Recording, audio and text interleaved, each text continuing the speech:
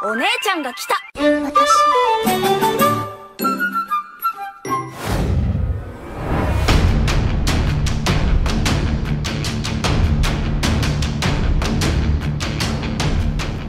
Halo, apa kabar semuanya? Salam kenal dan selamat datang di channel Playlist ID. Masih melanjutkan cerita bab terakhir manga Bleach, di mana saat itu di akhir chapter 634 kita diperlihatkan pada akhir pertarungan antara Busby melawan Yugram, yang mana pada pertarungan yang penuh emosi itu Busby telah berhasil ditumbangkan oleh Yugram Asphalt. Well, tanpa menunggu waktu lama, sebelum kita lanjutkan ceritanya, pasang dulu sabuk pengaman dan segera bunyikan tombol loncengnya.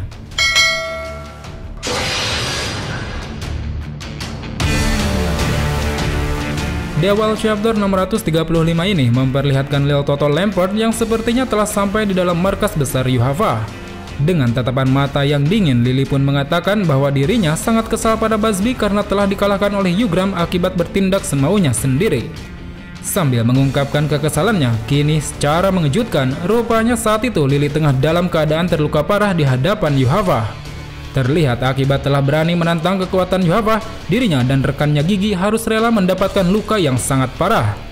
Dengan tubuh yang telah berlumuran darah itu, Lily pun merasa takjub pada kekuatan yang dimiliki oleh Yuhava.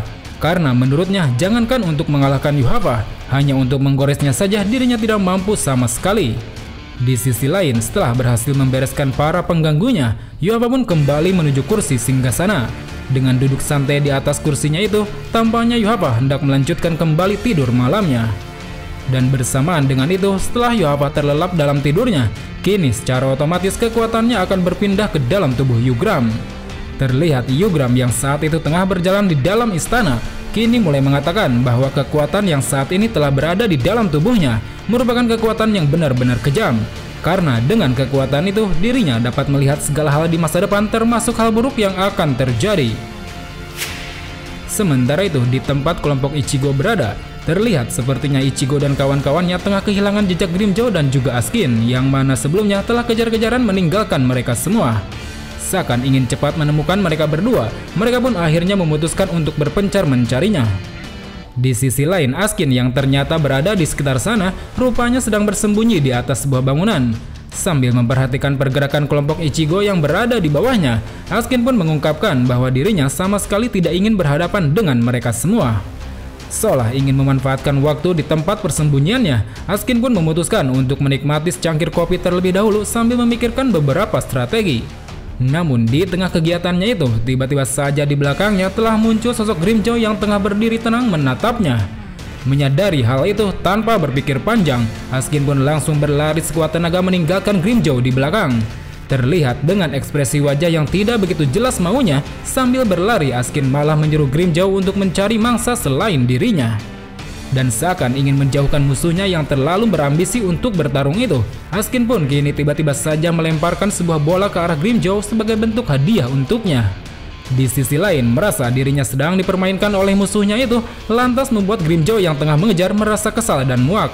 Dengan kekesalan yang tengah merasuki dirinya, Grimmjow pun tanpa ragu langsung menangkis bola tersebut menggunakan tangannya. Akan tetapi, tanpa diduga-duga, akibat dari menyentuh bola tersebut, tiba-tiba saja tubuh Grimmjow mulai terjatuh ke tanah.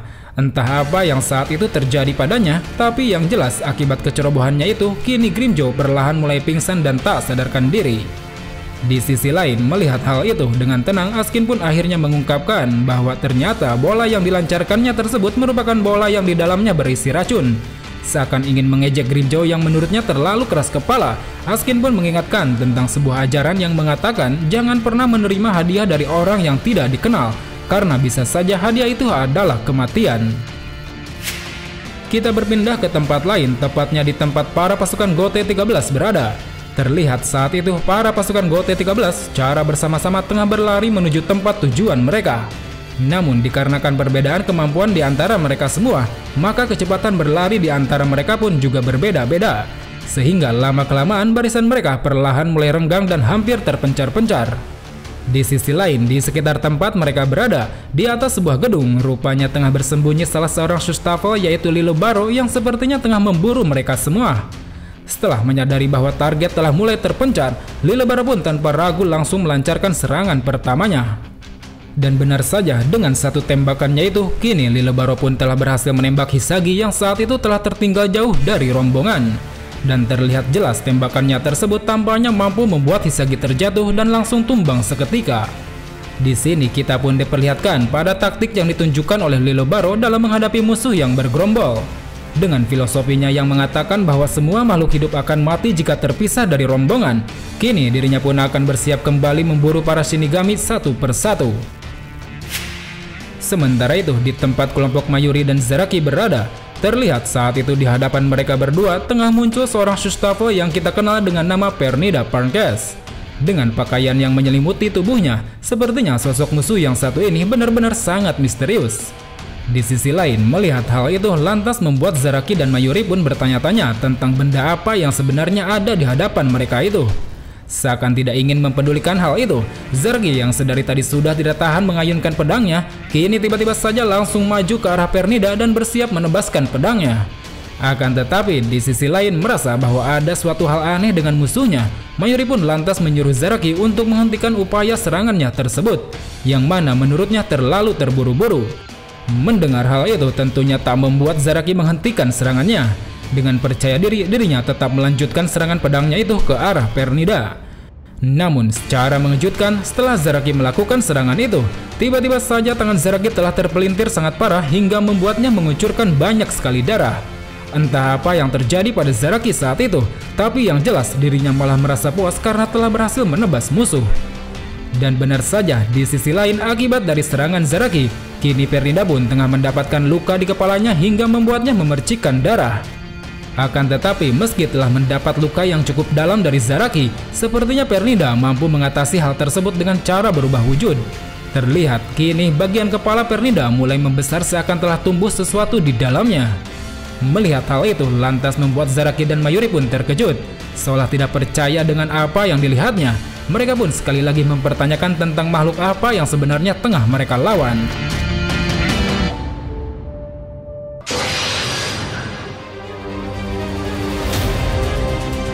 Pada awal chapter 636 ini memperlihatkan Pernida yang tengah mencoba berubah wujud menjadi sosok yang lebih aneh dari sebelumnya.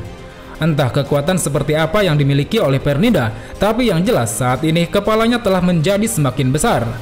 Di sisi lain, melihat hal itu, Mayuri dan Zaraki pun mulai keheranan dengan wujud baru yang cukup menakutkan itu. Di sana mereka menganggap bahwa meski hal itu cukup mengejutkan mereka, menurutnya perubahan itu sama sekali tidak akan berguna dalam pertarungan. Sementara itu, dari arah Madarame dan Yumichika, terlihat sepertinya mereka berdua tengah mendebatkan suatu hal. Tampaknya saat itu mereka tengah berdebat apakah mereka perlu turun tangan untuk ikut membantu kaptennya dalam pertarungan. Mendengar hal itu, Nemu yang sedari tadi berdiam diri di tempatnya, kini mulai berkata bahwa untuk saat ini mereka lebih baik tidak ikut campur dalam pertarungan kaptennya.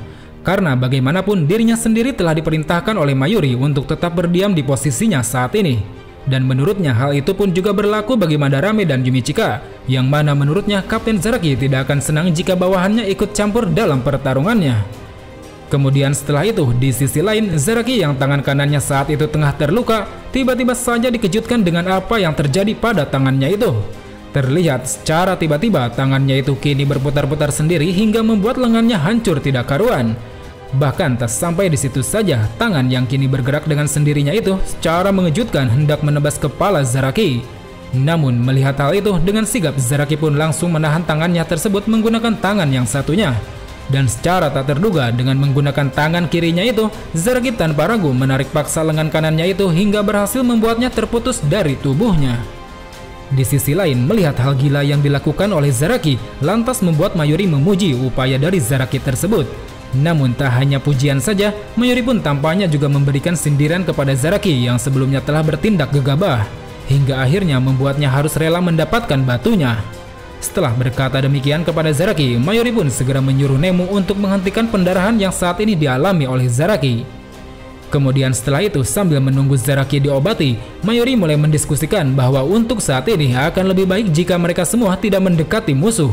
Karena bagaimanapun mereka belum mengetahui rahasia di balik kemampuan musuh yang sangat misterius itu. Oleh karena itu, daripada menebas musuh dari jarak yang dekat, akan lebih baik jika mereka bertarung dengan cara yang lain. Akan tetapi di sisi lain seakan tidak peduli pada instruksi Mayuri. Dengan kepercayaan dirinya, Zaraki tiba-tiba saja langsung berlari ke arah Pernida untuk kembali menyerangnya. Sambil bersiap melancarkan serangan, Zaraki pun berkata bahwa meski dirinya tidak mengetahui kekuatan musuh, dirinya hanya perlu menebasnya menjadi dua sebelum musuh dapat menyerang kembali. Dan kini dengan optimisme yang cukup tinggi itu, Zaraki tampaknya berhasil melancarkan serangan pedangnya ke arah kepala Pernida. Terlihat serangan yang telak itu mampu membelah kepala Pernida hingga hampir membuat seluruh tubuhnya terbagi menjadi dua. Namun di tengah serangan itu, tiba-tiba saja kedua kaki Zaraki secara mengejutkan roboh seketika. Entah apa yang saat itu terjadi pada kakinya, tapi yang jelas hal itu kini membuatnya kehilangan pijakan dan perlahan mulai membuatnya terjatuh. Kemudian di saat dirinya hampir terjatuh, secara tak terduga tiba-tiba saja Zaraki telah tertusuk oleh sebuah pedang dari arah belakang. Terlihat kini dengan ekspresi yang cukup mengejutkan dirinya, Zaraki tampaknya tidak mampu berbuat apa-apa lagi dengan kondisinya saat ini. Dan rupanya orang yang telah menusuk Zaraki saat itu adalah rekannya sendiri, yaitu Mayuri Kurotsuchi. Entah apa yang diperbuat oleh Mayuri pada Zaraki, tapi saat ini sambil memegang Zanpakutonya di tubuh Zaraki, Mayuri pun tiba-tiba mulai mengeluarkan kemampuan Zanpakutonya yang bernama Ashisogi Jizo. Terlihat dengan mencolok salah satu mata dari Zanpakutonya, kini Zanpakuto tersebut langsung berteriak dengan sangat kencang. Di sisi lain, tepat di belakang Mayuri, Nemu yang sepertinya telah mengetahui kemampuan dari Zanpakuto kaptennya itu, lantas menyuruh Madarame dan Yumichika untuk segera menutup telinganya. Karena menurutnya jika tidak menutup telinga, maka dalam 4 detik telinga mereka akan menjadi tuli. Sementara itu, Zaraki yang saat itu tidak menutup telinganya, kini tampaknya mulai lumpuh akibat mendengar teriakan yang cukup kencang tersebut. Terlebih saat itu dirinya juga telah tertusuk sangat dalam oleh Zanpakuto dari Mayuri. Di sisi lain, mengetahui bahwa Zaraki telah berhasil dilumpuhkan, lantas membuat Mayuri menarik kembali Zanpakutonya. Setelah menyarungkan pedangnya kembali, Mayuri pun menjelaskan bahwa apa yang dilakukannya pada Zaraki adalah demi kebaikan Zaraki. Karena jika tidak, Zaraki akan terus-menerus bertindak ceroboh hingga akhirnya membuat dirinya terbunuh. Selain itu, hal itu juga dia lakukan agar dirinya bisa mengetahui rahasia di balik kemampuan musuh yang ada di hadapannya. Kemudian setelah itu, sambil berjalan mendekati Pernida, Mayuri pun akhirnya mengungkapkan bahwa kemampuan yang saat itu digunakan oleh Pernida adalah kemampuan untuk menyusupkan sarafnya ke dalam tubuh musuh. Dengan melakukan hal itu, Pernida mampu mengambil alih tubuh musuh dan menggerakkannya sesuka hatinya. Di sisi lain, seolah sadar bahwa kemampuannya telah terbongkar, Pernida yang sebelumnya hanya berdiam diri menerima serangan saja, kini mulai berani melancarkan serangan kepada Mayuri. Terlihat dari dalam tubuhnya telah keluar sebuah bayangan hitam yang disinyalir menurut Mayuri merupakan saraf-sarafnya. Melihat serangan itu akan segera mengarah pada Mayuri, dengan tenang Mayuri langsung menebarkan sebuah cairan ke arah saraf-saraf tersebut. Dan secara mengejutkan, cairan itu nyatanya mampu menghalau serangan tersebut hingga membuat Pernida merasa kesakitan. Kemudian setelah melihat musuhnya menderita akibat cairannya itu, lantas membuat Mayuri pun kegirangan. Apalagi setelah berhasil mengetahui rahasia di balik kemampuan Pernida, Mayuri pun kembali mengungkapkan bahwa saat ini dirinya sangat tertarik pada kemampuan yang dimiliki oleh Pernida. Seakan menganggap bahwa musuhnya itu bisa dijadikan sebagai subjek penelitiannya, Mayuri kini sudah tidak sabar ingin segera mencoba berbagai macam obat kepada Pernida. Sementara itu di sisi lain, Pernida yang masih kesakitan akibat terkena cairan asam dari Mayuri, tiba-tiba saja kini saraf-sarafnya mulai mencair dan mengecil. Entah proses seperti apa lagi yang saat ini dia lakukan, tapi sepertinya Pernida sebentar lagi akan segera mengungkapkan wujud yang sebenarnya.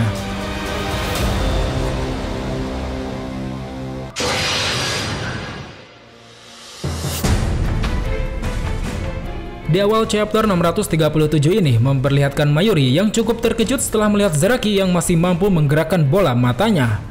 Sambil menatap Zaraki dengan senyuman yang picik, Mayuri pun mengucapkan terima kasih kepada Zaraki. Karena berkat pengorbanan yang dilakukan oleh Zaraki, akhirnya dirinya berhasil mengetahui kemampuan asli dari musuhnya. Mendengar hal itu dari arah jauh pertarungan, Madarame yang merupakan bawahan dari Zaraki lantas merasa sangat geram terhadap apa yang dilakukan oleh Mayuri terhadap kaptennya. Merasa bahwa kaptennya telah ditumbalkan, Madarame pun mempertanyakan tentang kebiasaan Kapten Mayuri yang sangat keji itu kepada Nemu. Namun mendengar perkataan dari Madarame itu, sepertinya tidak terlalu membuat Nemu mempermasalahkan hal tersebut. Malahan dirinya saat itu tampak begitu khawatir dengan kaptennya yang terlalu percaya diri menjalani pertempuran. Di sisi lain, tepat di area pertarungan, seolah ingin mendramatisir situasi, Mayuri pun kembali mengatakan kepada Pernida tentang pengorbanan yang telah dilakukan oleh Zaraki. Menurutnya, untuk menghormati pengorbanan tersebut, maka Pernida harus rela menyumbangkan tubuhnya untuk dijadikan sebagai bahan percobaan. Sementara itu, seakan tak peduli dengan hal itu, kini tiba-tiba saja Pernida menunjukkan sikap yang sangat aneh di hadapan Mayuri. Hingga tak lama kemudian, kepalanya itu tiba-tiba saja robek layaknya sebuah cangkang telur yang baru menetas. Dan secara mengejutkan di hadapan Mayuri, kini telah nampak wujud asli dari Pernida yang selama ini tersembunyi di balik jubah Quincy-nya. Terlihat rupanya sosok asli dari Pernida adalah sebuah tangan raksasa yang di tengahnya memiliki sebuah mata. Melihat hal itu lantas membuat Mayuri dan Shinigami di sana pun sangat terkejut. Namun khusus untuk Mayuri, sepertinya dia telah mengetahui sosok yang ada di hadapannya itu. Dengan tersenyum cukup sinis, Mayuri pun mengungkapkan bahwa ternyata sosok yang ada di hadapannya itu adalah wujud dari tangan kiri Soul King. Di sisi lain, rupanya sosok telapak tangan raksasa itu belum sepenuhnya selesai melakukan proses perubahannya. Terlihat tangan raksasa itu sepertinya mulai semakin membesar seakan hendak menciptakan bagian lengannya. Dan benar saja, setelah menyelesaikan proses perubahannya, kini tangan raksasa itu telah berdiri kokoh dengan lengan yang menopang tubuhnya. Melihat hal tersebut tentunya membuat Madarame dan Yumichika pun terkejut dan mulai panik. Seakan tidak percaya bahwa tangan raksasa yang sangat besar itu adalah tangan kiri Soul King, Madarame pun lantas mempertanyakan kembali kebenaran itu kepada Mayuri. Mendengar hal itu, Mayuri menjelaskan bahwa dirinya sama sekali belum pernah melihat tangan kiri Soul King sebelumnya. Hanya saja Reiatsu yang dimiliki Pernida hampir persis dengan Reiatsu yang dihasilkan oleh Ukitake saat menjadi tangan kanan Soul King. Selain itu, dengan kenyataan bahwa Ukitake bisa memiliki perjanjian dengan tangan kanan Soul King, tidak menutup kemungkinan bahwa tangan kirinya juga bisa melakukan hal yang sama. Terlebih, tangan raksasa itu juga memiliki sebuah mata yang hampir mirip dengan tangan kanan Soul King, meskipun tangan raksasa yang satu ini memiliki pupil mata lebih dari satu. Sementara itu, tangan raksasa yang dianggap sebagai tangan kiri Soul King itu saat ini akan segera memulai serangannya. Terlihat di hadapan Mayuri, tangan raksasa itu mulai mengeluarkan saraf-saraf hitamnya dan langsung menghujani Mayuri. Di sisi lain, melihat hal itu, dengan tenang Mayuri langsung mengeluarkan sebuah alat yang langsung melindunginya dari serangan tersebut. Sambil menahan serangan itu, Mayuri pun mempertanyakan tentang mengapa tangan kiri Soul King mau bekerja di bawah perintah Yuhava.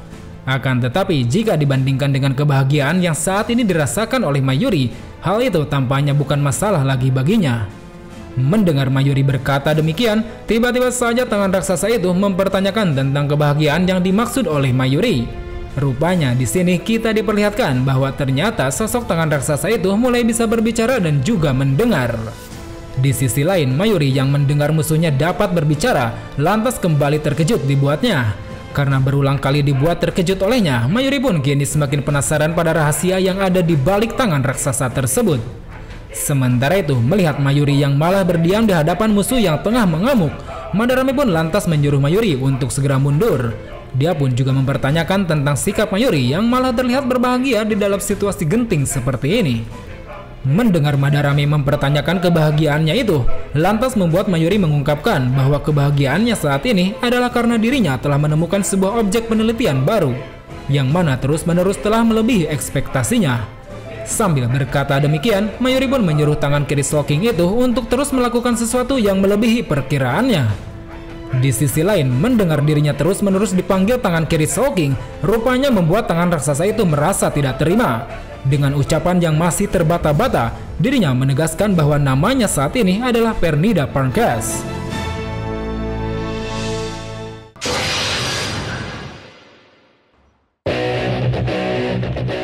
Pada awal chapter 638 ini memperlihatkan Mayuri yang telah mendengar perkataan dari Pernida bahwa namanya adalah Pernida Parncas. Mendengar hal itu, Mayuri pun berkomentar bahwa namanya tersebut sangatlah terlalu panjang. Oleh karena itu, sebagai orang yang telah menemukannya, dirinya berhak memberikan Pernida sebuah nama yang baru. Mendengar hal itu, Pernida pun berkata bahwa dirinya sama sekali tidak mengerti dengan apa yang dikatakan oleh Mayuri tersebut. Satu-satunya yang dia mengerti adalah bahwa saat ini Mayuri merupakan musuh bagi Quincy. Setelah berkata seperti itu, Pernida pun kembali mulai mengeluarkan saraf-sarafnya guna mempersiapkan serangan selanjutnya. Akan tetapi berbeda dengan sebelumnya, kali ini saraf-sarafnya tersebut mulai mengincar tanah tempat lawan berpijak. Dan dengan menyusupkan saraf-sarafnya itu ke dalam tanah, Kini tanah tersebut mulai terangkat membentuk sebuah tangan raksasa. Rupanya selain mampu mengendalikan tubuh manusia, Pernida juga mampu mengendalikan tanah menggunakan sarafnya. Di sisi lain, melihat hal itu lantas membuat Mayuri kembali terkagum-kagum dibuatnya. Dirinya tidak menyangka bahwa ternyata Pernida juga mampu menyusupkan saraf-sarafnya ke dalam benda mati. Sambil berkata demikian, Mayuri pun dengan sigap langsung melompat berusaha menghindari serangan tersebut. Dan kini dengan menggunakan tangannya yang mampu memanjang, Mayuri pun berhasil meraih sebuah puncak bangunan dan langsung meluncur menuju ke atas bangunan tersebut. Rupanya upaya tersebut dia lakukan adalah untuk menghindari saraf-saraf yang saat itu telah menguasai tanah di bawahnya. Akan tetapi belum sempat Mayuri sampai ke puncak bangunan, di tengah jalan tiba-tiba saja saraf-saraf itu telah berhasil mengejar Mayuri dengan cara menyusup ke dalam tembok bangunan. Menyadari bahwa saraf-saraf itu mulai menyusup dan menciptakan tangan raksasa, Mayuri dengan sigap langsung melompat kembali ke udara untuk menghindari tangan raksasa tersebut. Namun sesaat setelah dirinya melompat ke udara, tiba-tiba saja Mayuri kembali dikejutkan pada datangnya tangan raksasa lain dari arah berlawanan. Terlihat dua serangan tangan raksasa dari arah yang berlawanan itu langsung menghimpit Mayuri dengan sangat keras. Namun seolah tidak ingin menyerah begitu saja, Mayuri pun langsung meledakkan pakaiannya sendiri di dalam himpitan tersebut. Alhasil dengan cara itu akhirnya dirinya berhasil terbebas keluar dari serangan tangan raksasa itu. Kemudian setelah itu sadar bahwa tanah di bawahnya telah dikuasai oleh saraf-saraf milik Pernida, Mayuri pun langsung mengeluarkan alatnya yang lain. Terlihat dengan menggunakan alatnya tersebut, dirinya mampu menciptakan sebuah piringan di bawah kakinya, yang mana mampu membuat pijakan di udara. Sambil berpijak di piringan tersebut, Mayuri menjelaskan bahwa teknik itu merupakan teknik skywalk yang biasa digunakan oleh para Quincy. Dengan menggunakan teknik itu, dirinya tidak perlu khawatir akan menginjak tanah yang saat itu telah dikuasai oleh Pernida. Kemudian setelah berkata demikian, Mayuri pun kini mulai melancarkan serangan balik kepada Pernida dengan cara melemparkan sebuah alat ke salah satu jarinya. Terlihat kini dengan menekan alat pemicunya, jari yang telah dipasangi alat berupa bom itu mulai hancur dan terputus. Dan akibat dari hal itu, Pernida pun langsung berteriak keras seolah merasa sangat kesakitan. Di sisi lain, Mayuri yang melihat serangannya telah berhasil memutuskan salah satu jari milik Pernida, kini mulai mendekati jari yang telah terputus itu. Seolah berniat akan menjadikannya sebagai sampel penelitian, Mayuri pun langsung menuangkan cairan pengawet pada jari tersebut. Namun di tengah upayanya itu, tiba-tiba saja jari tersebut memunculkan sebuah mata dan langsung melancarkan saraf-sarafnya ke arah Mayuri. Terlihat saraf-saraf tersebut rupanya mampu menjangkau tubuh Mayuri hingga berhasil menguasai tangannya. Di sisi lain, Mayuri yang melihat tangannya mulai bergerak menghancurkan dirinya sendiri, secara mengejutkan langsung meledakkan tangannya itu tanpa ragu. Hal itu dia lakukan adalah untuk menghancurkan saraf-saraf tersebut agar tidak masuk ke dalam organ tubuh yang lain. Dan kini dengan menyusun ulang posisi saraf, pembuluh darah dan juga ototnya, Mayuri pun berhasil menstruktur ulang kembali tangannya itu seperti sedia kala. Dengan wajah yang kali ini cukup serius, Mayuri menegaskan bahwa saat ini tubuhnya tidak akan mampu dikendalikan dengan mudah oleh Pernida.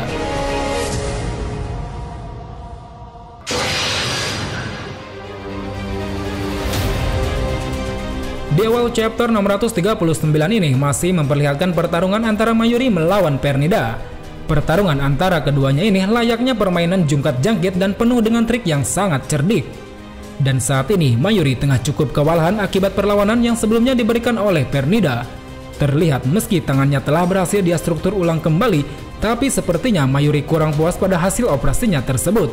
Karena menurutnya setelah sekian lama tidak melakukannya, kemampuan operasinya itu kini telah menurun. Di sisi lain, melihat Mayuri yang tampak sedikit kesal, rupanya membuat Pernida menyangka bahwa saat ini Mayuri telah gugup menghadapi dirinya. Seolah ingin membuat musuhnya itu semakin gugup, Pernida pun kini mulai menunjukkan kekuatan anehnya yang lain. Terlihat kini jari kelingking yang sebelumnya telah terputus dari tangan raksasanya, tiba-tiba saja mulai menumbuhkan tangan raksasa yang baru. Sambil menjalankan proses penumbuhannya, tangan raksasa baru itu pun langsung meloncat ke arah Mayuri. Melihat hal itu, Mayuri pun kembali dibuat terkejut. Namun meski begitu, dengan cepat Mayuri langsung melemparkan sebuah alat peledak ke arah tangan raksasa itu. Hingga akhirnya tangan raksasa itu pun berhasil dipentalkan jauh oleh Mayuri. Di sisi lain, di saat yang bersamaan, secara tak terduga, kini Pernida malah mematahkan salah satu jarinya sendiri.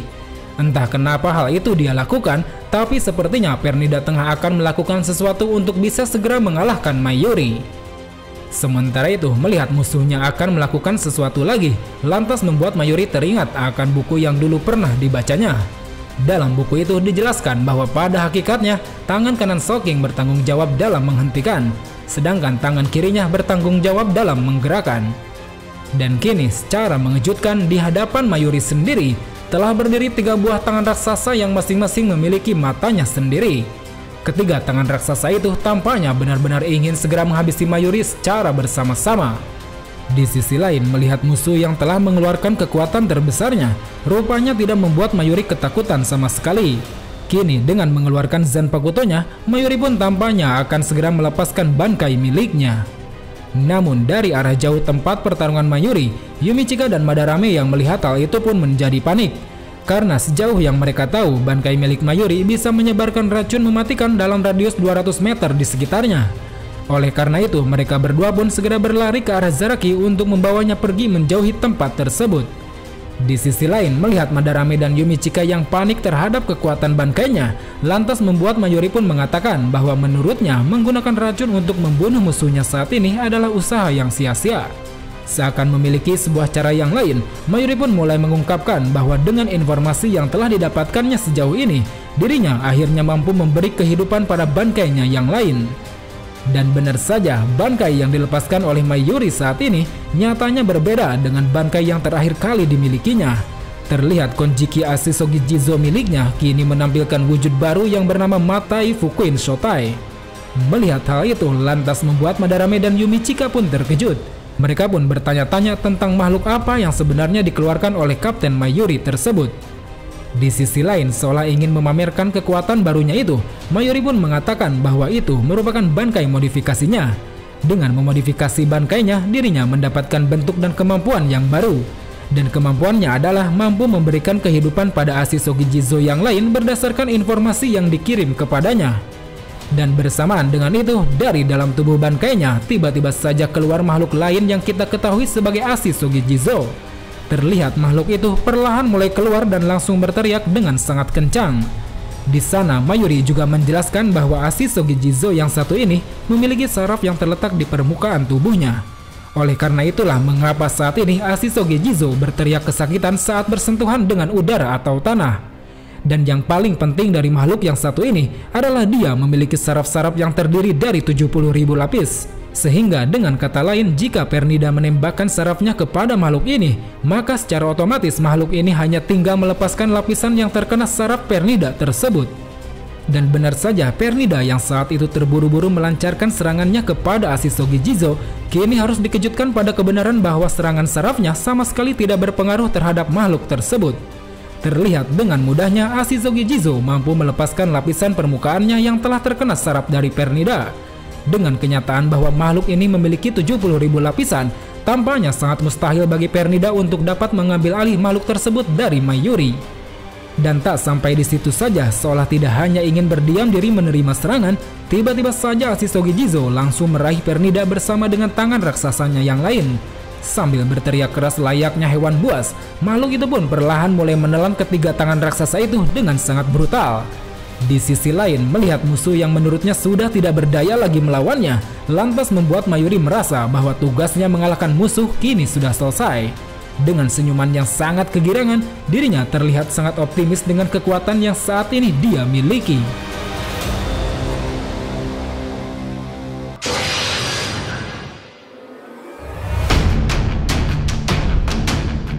Well teman-teman, sangat menarik untuk mengetahui bagaimana akhir dari pertempuran Shinigami melawan para Queens ini.